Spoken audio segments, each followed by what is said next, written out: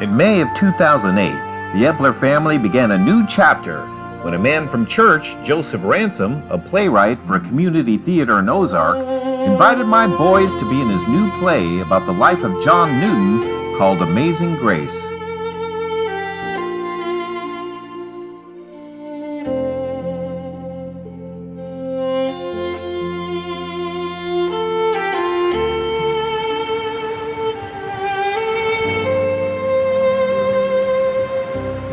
Let go of me, you worthless vermin! Do you know who I am? My father is a sea captain, and he will see every one of you to the break. Your father? Who do you think told us where to find you? You're lying, all of you. Let's see now, Johnny boy. Wouldn't your father be the famous Captain John Newton, who is right now on his way to the West Indies to pick up a shipload of slaves to be sent to the American colonists? The famous Captain John Newton that you ran away from twice. No, mate, I believe you have it wrong. Did 3 times. Yes, I'm sure of it. 3 times. Beg your pardon, mate. My mistake indeed. Let's see now. There was once he ran away to avoid going to work. He does have pretty hands, doesn't he? We wouldn't want to mess up such pretty hands, now would we? How could we ever ask him to dirty his pretty hands? You won't get a lick of work out of me. I'll not do a thing for you. Oh, you'll work all right. We have ways to make little boys work around here.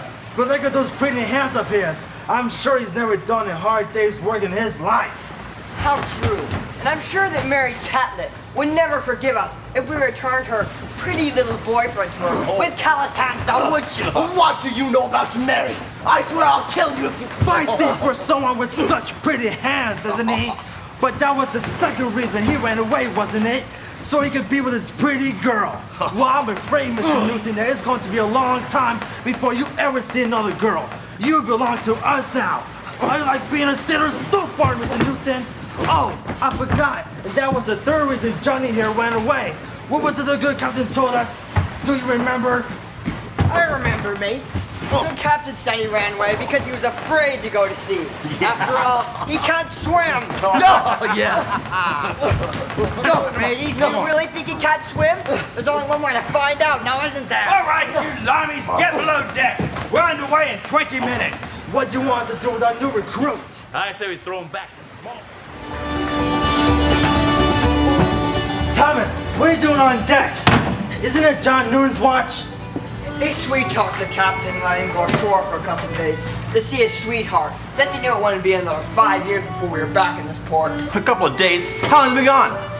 2 weeks. The captain is going to kill him when he returns. If he returns, I've seen what happens to deserters. I doubt he'll survive the beating. we sail less than an hour. Does the captain know that Newton's still missing? He sent out soldiers 3 days ago. The soldiers don't kill him. The captain will. I just hope his Mary Catlett was worth it. Has John Newton arrived yet? We're scheduled to ship out within the hour.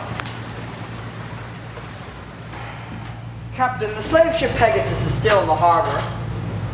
And? We have not yet answered the request for assistance. They've asked if we had a crew member to spare, as they are short-handed due to so many deaths from the scurvy. With a clean shirt and jacket to hide the stripes. Yes, Thomas. I understand. Tell the captain of the Pegasus that, for a price, I am willing to sacrifice one of my favorite and most competent officers to help him in his time of need.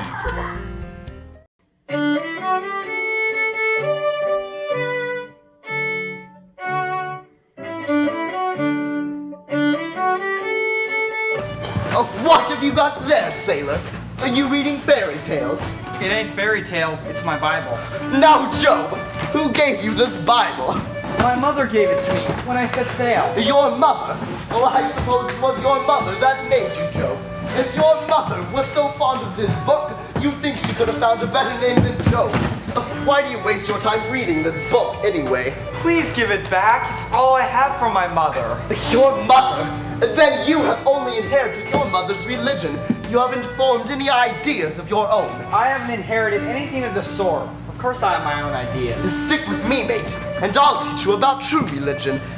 Why take me, for instance? Now me. I'm an atheist. Now it's a fine religion. Now, don't think it's easy to be an atheist. Why, it takes a great deal of faith to be an atheist.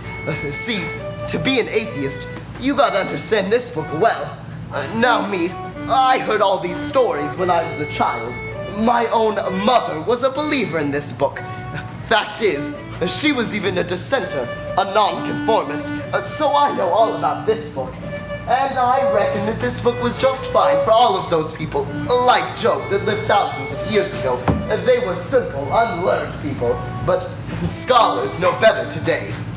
But the miracles, don't they prove the Bible is true? Miracles don't prove nothing. That was just a simple way to explain what people didn't understand. Like I said, scholars know better today. Let's just suppose there was a miracle. What does that prove, huh? Is it a good power or a bad power? How would you know the difference? It's all just a matter of your philosophy. Here, I'll show you. Think of it this way. Suppose you like math and are good at it. Who is better able to do sums and figure out answers? The one who has studied math or the one who is unlearned? The one who has studied math. But I don't see it. Exactly. So it is in life.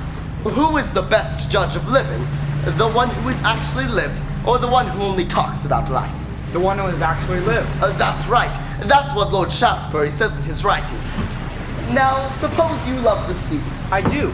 That's why I became a sailor. All right, so you love the ocean. What would be the next step? To become a sailor and experience the ocean firsthand. Oh, right again, mate. And if you see a beautiful garden, how do you know if the fruit is good? Unless you taste it. Well, I suppose you should. And if you see beautiful women, how do you know if they are good for you unless you try them on? But that's not the same thing. Of course it is. All I'm saying is that we are the masters of our own lives, and we cannot decide about life until we've experienced everything it has to offer, the good and the bad. Each one of us must decide for himself what he needs to make himself happy, and then go after it. I've heard enough from you, John.